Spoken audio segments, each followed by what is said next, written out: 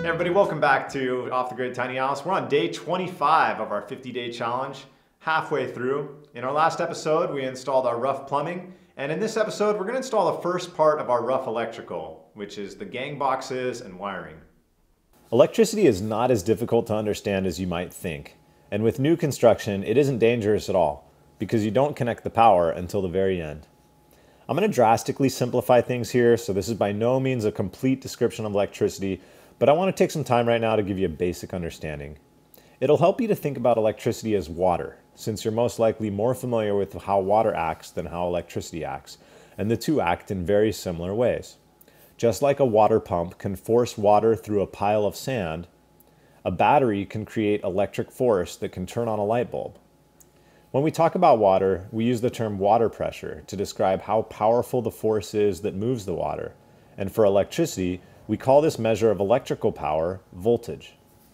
With water, we use the term flow to describe how fast the water is moving through the pipe. And for electricity, we call this current. Just like the water is always in the pipes and it just needs a pump to move it, electricity is always in the wires and just needs a battery or the power company's electricity generator to move it. Voltage is measured in volts and current is measured in amperes, or amps for short. We use these terms quite often in this episode, so remember, voltage is just the force that powers the electricity, and current is how fast it is flowing through the wires. Notice that the pipe must form a closed circuit or else the water will run out of the pipes and the pump won't have anything to pump.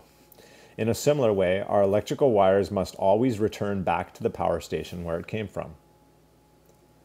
So when we wire the tiny house, we're simply running a wire from the power company's electricity generator, connecting it to our light bulb or appliance or receptacle, and running it back to the power company. To make things easier, we have the wire from the power company and the wire returning to the power company bundled together. The wire from the power company is called the hot wire and is black or red. The wire returning to the power company is called neutral and is white. When electricity was first discovered and used in cities, it was no more complex than that. However, as years passed, we added on some important safety features and flexibility to the system. When the wires from the power company enter a modern home, they first go through a meter. The meter measures how much electrical power comes and goes from the house, so you can be charged for it. From the meter, the wires enter a breaker panel. This allows the homeowner to turn the power off and on. There's a main breaker that turns off all the power, and there are individual circuit breakers that can turn off just one or more of the sets of wires. Don't let this overwhelm you. We still have just a simple path from the power company to the house and back.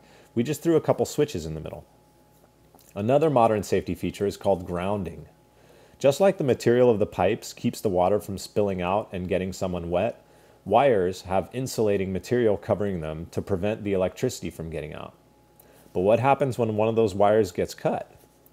Just like the water spilling out of the pipes will eventually find its way back to the ocean, the electricity in the broken wire wants to find its way to the ground. This is why lightning exists. Static electricity is generated and is attracted to the ground. Electricity is much more comfortable in a wire than in the air. But if the attraction the electricity has for the ground, or its voltage, is very high, it can travel through the air. Unfortunately, it can also travel through a human. If you touch a broken wire that is not grounded and has sufficient voltage, the electricity will travel through your body to get to the ground it is attracted to. This is how you get electrocuted. Grounding just means that there's a safety path for electricity to get to the ground in the case of a broken wire. You see, electricity will take the easiest route to get to ground. So if it can take a wire to the ground instead of your body, it will choose the wire and you won't get electrocuted. So modern homes have a third wire, the ground wire. And the only time it gets used is if there's a broken wire somewhere. Are you with me so far? We're going to add one last bit of complexity. So we talked about how there are two wires coming from the power company, one for the electricity coming from their generator and one to return it. The two wires form a loop when you connect them to a light bulb or an appliance. In electricity, we call this loop a circuit. Well, the power company actually gives you two circuits, not just one.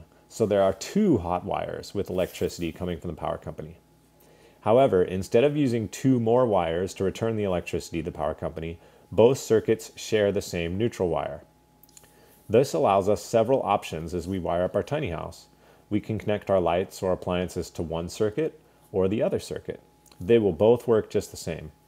However, we can also combine the two circuits together and get twice the voltage.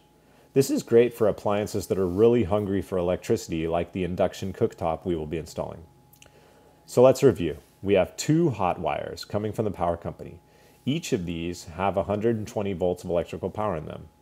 We have one neutral wire that will return the power we use to the power company.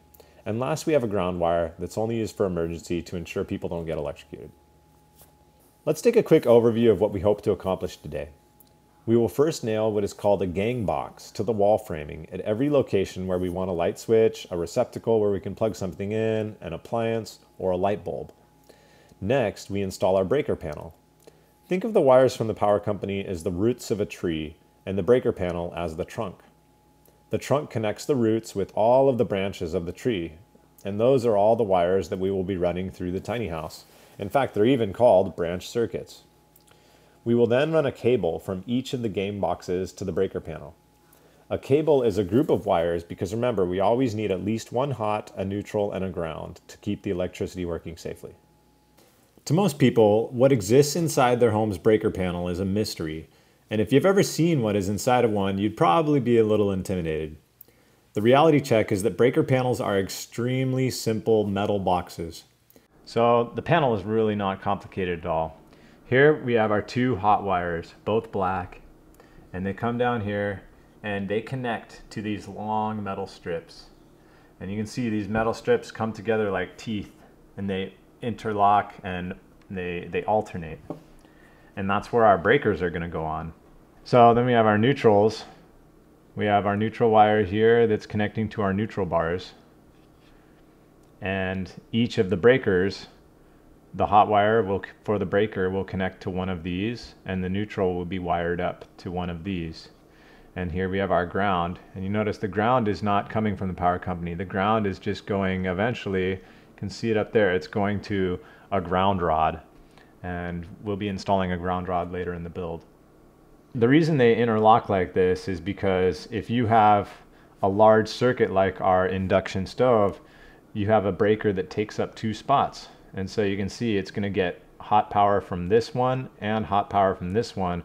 And so it can combine the two. And now we have superpower. And that's 240 volts instead of the rest of them are 120 volts. But it's that simple. It's really just some metal and you hook the wires up to it. And even though it looks really complicated, like you see this one, this is what a panel could look like. But underneath all of that mess, it's really just a very simple metal box. They come with a ton of knockout holes where the metal is weakened to allow you to punch out a nice round hole. The first 4 knockouts we will punch out are for screws to attach the panel to the wall. And you can see it just kind of comes right out, really easy.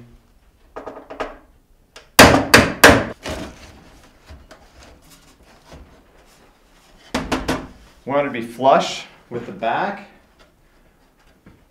And we want it to stick out a ½ inch on the front because we want this front to be flush with our drywall.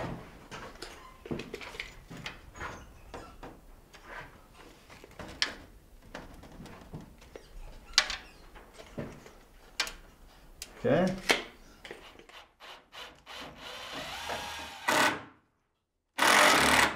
The next knockout will be for the wires that come and go to and from the power company.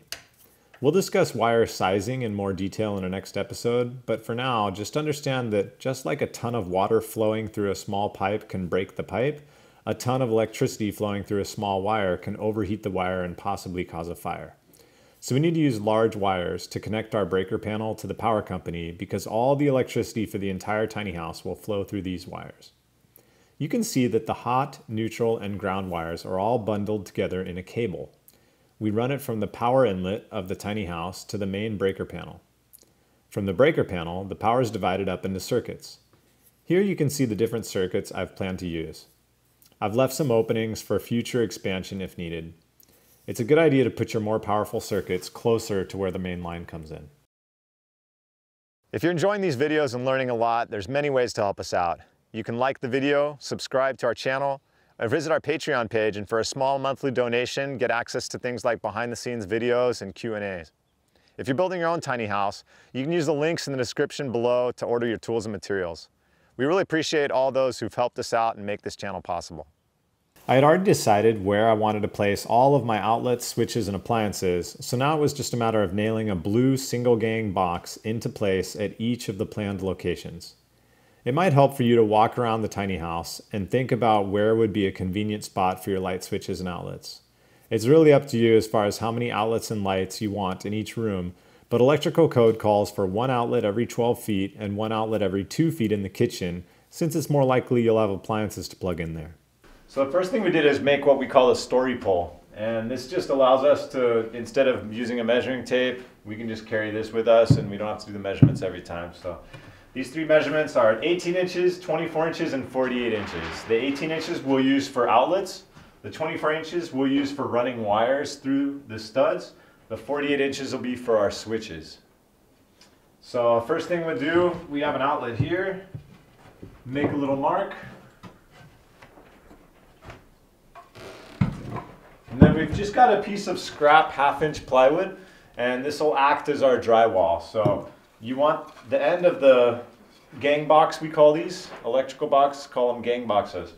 You want the edge of this to be flush with our drywall. So we're going to use this to pretend like our drywall is up there. Just going to place it right here. This is how our drywall is going to sit. And we'll just flush that box up right with the end of it there. And then you can hold that in place against your hammer. The next step was to run Romex cable from each of the boxes back to the main panel. Romex cable comes in many different sizes, with the first number indicating the size of the wire and the second number indicating how many wires are in the cable. We'll discuss this more in the next episode. I drilled holes in the studs and rafters as needed to be able to route the cable through the walls. For appliances, the cable goes directly from the appliance to the breaker panel. But for outlets, you start with the outlet farthest from the panel and run wire to the next closest and then the next until you get back to the breaker panel. So we have two ways to run wire. We can either try and route it around the tiny house like this, just pulling it out, or we can make one of these, and as we pull it out, it'll be nice and straight. This connects all the outlets in the circuit together like a chain. The lighting circuit is the most difficult to run wire for because all the lights are on the same circuit. Each light switch needs to be chained together on the way from the farthest away light back to the panel, just like we did with the outlets. In addition, a cable needs to be run from the light switch to the light. This gets more complicated when wiring a three-way switch, which is a light that can be controlled with two different switches. Really important with boxes like this where you have a lot of wires coming in and out to label all of them. You're limited to the amount of wires that you can put in a box. So when you have a double box like this one, it's really valuable to use it to run as many wires together as possible. So with lighting circuits, you have power coming in from your panel, and then you might want to take the power from there and go to 2 different or 3 different boxes. And that's kind of what we're doing here. Not only do we have 2 different switches, but we also have power coming into here and going to different locations. And we'll talk about that more later. Once all the cable was run, I used electrical staples to attach the wire into place. The electrical code calls for each cable to be stapled within 6 inches of each gang box. Every episode I want to take some time to talk about what went wrong, what I would have liked to do different. And in this episode, I just want to talk about making a really solid plan for where you're going to run your light circuit, because you only have usually one lighting circuit for a tiny house. I can't imagine making more than one. And that means you have to have at least one wire running from every single light and switch in the entire tiny house. It's really worth your effort to make sure that you're being as economical as possible with that. You know, most electricians, they'll just kind of go for it. And I had planned it out in good detail, but I'd made some changes and I hadn't planned out those changes. So I was kind of just making it up as I went along for a couple of the lights, and it ended up where I had stopped working one day, and then when I came back the next morning, I kind of forgot the plan that I had the day before. And so I ended up having a wire that I ran a larger wire than I needed to an extra wire that I didn't end up using. So just a little wasteful there.